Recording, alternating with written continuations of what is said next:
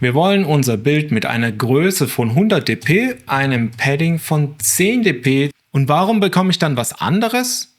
Compose Layout Modifier sind echt ganz schön verwirrend. Geht es euch auch so, dass ihr immer noch Layout Modifier nach dem Trial-and-Error-Prinzip an euren UI-Elementen setzt? Ich kann euch beruhigen, da seid ihr nicht alleine. Oft machen wir dabei immer noch den gleichen Denkfehler. Wir denken einfach nicht so, wie der Layout-Mechanismus in Compose wirklich funktioniert. Wie in unserem Beispiel. Wir möchten ein Bild mit einer Größe von 100 dp und einem Padding von 10 dp außen herum haben. Das gewünschte Layout bekommen wir tatsächlich nur, wenn wir die Reihenfolge unserer beiden Modifier umdrehen. Warum ist das eigentlich so? Dazu muss man wissen, dass das Compose Layouting immer aus 3 Phasen besteht. Zuerst werden die Mindest- und Maximal-Constraints für das UI-Element bestimmt. Danach wird das UI-Element gegen diese Constraints ausgemessen. Und zu guter Letzt wird es basierend auf den Messergebnissen im Layout platziert. Die ersten beiden Schritte durchlaufen wir durch das Hinzufügen der Layout-Modifier. Wir lesen dabei instinktiv das Messergebnis von oben nach unten. Ein Bild mit einer Größe von 100 dp und einem Padding von 10 dp. Das Problem an der Sache ist jetzt bloß, was wir hier eigentlich lesen, von oben nach unten, ist die Reihenfolge unserer Constraints, nicht das Messergebnis. Das tatsächliche Messergebnis erhalten wir, wenn wir die Kette von unten nach oben lesen. Ein Bild mit einer Größe von 100 dp und einem Padding von 10 dp außen herum.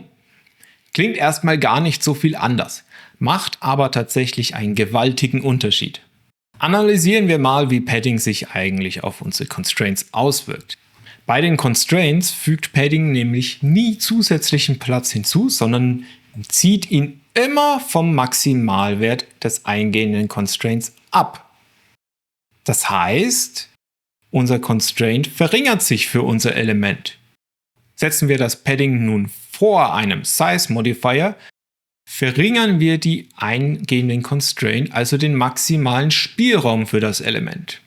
Im Umkehrschluss erhöht sich das Messergebnis für unser Element, weil es durch das Padding nun mehr Platz benötigt. Setzen wir das Padding nun nach einer Größe, reduzieren wir nachträglich den zur Verfügung stehenden Platz für unser UI-Element. Das Element schrumpft folgerichtig. Und das ist in den seltensten Fällen wirklich das, was wir eigentlich erreichen wollen. Ein Padding sollte darum immer vor einer gewünschten Größe stehen. Wenn euch das Video bis hierher gefallen hat, lasst doch gerne ein Like und ein Abo da, damit ihr auch keine zukünftigen Videos verpasst. Neben Padding gibt es noch weitere Layout-Modifier. Alle nehmen unterschiedlichen Einfluss auf die Constraints und auf die Measuring-Phase eines UI-Elements. Interessant ist hier zum Beispiel der Unterschied zwischen dem Size, Size-In und Required Size Modifier. Entgegen dem Size Modifier geben wir hier noch einen feingranulareren Wertebereich an, in dem unsere Constraints liegen für das UI-Element. Die Sache ist nur die, wir geben dabei in Wirklichkeit keine fixe Größe für unser UI-Element an, sondern nur eine gewünschte Größe. Existiert nun ein Modifier mit widersprüchlichen Constraints vor unserem Modifier in der Kette, wird der Size Modifier wirkungslos. Zum Beispiel der Fill Max Size Modifier. Wie wir sehen, wird unser Size Modifier offensichtlich vollkommen ignoriert. Das Bild ist viel größer, als wir es uns gewünscht hätten. Wir sehen hier, dass der Fill Max Size Modifier den Minimal- und maximalen Constraint für beide Seitenverhältnisse auf den maximal zur Verfügung stehenden Platz setzt. Und das überschreibt nun den Size Modifier, der danach folgt, der sich in einem anderen Wertebereich darunter befindet. Und der wird nun überschrieben, weil es passt einfach nicht zum eingehenden Constraint. Der eigens gesetzte Constraint ist somit wirkungslos und das Bild wird auf die volle Größe gerendert.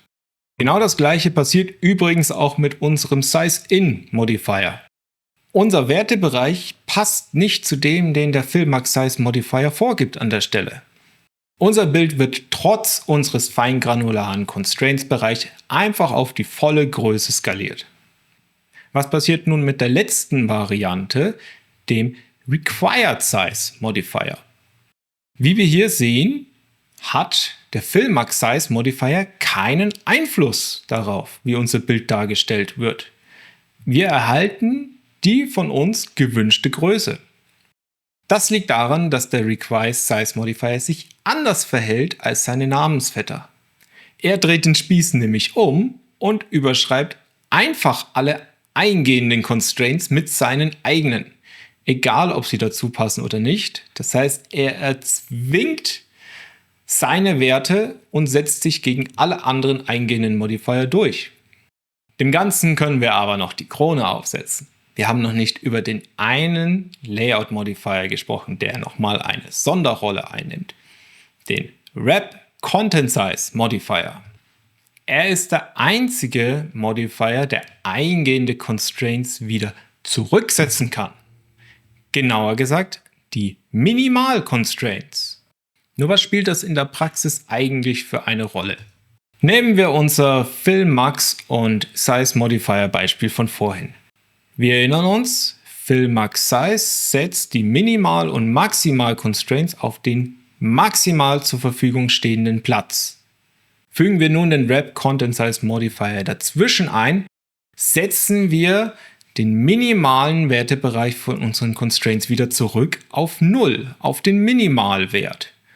Der nachfolgende Size Modifier liegt dadurch nun wieder im Wertebereich und wir erhalten die gewünschte Größe und unser Element wird auch noch zentriert.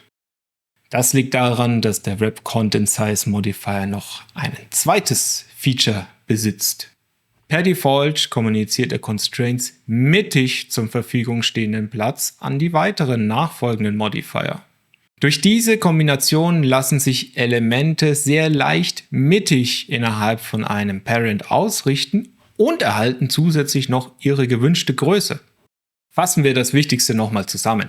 Layout Modifier reichen Constraints von oben nach unten in der Kette durch, während die Messergebnisse von unten nach oben wieder zurückwandern.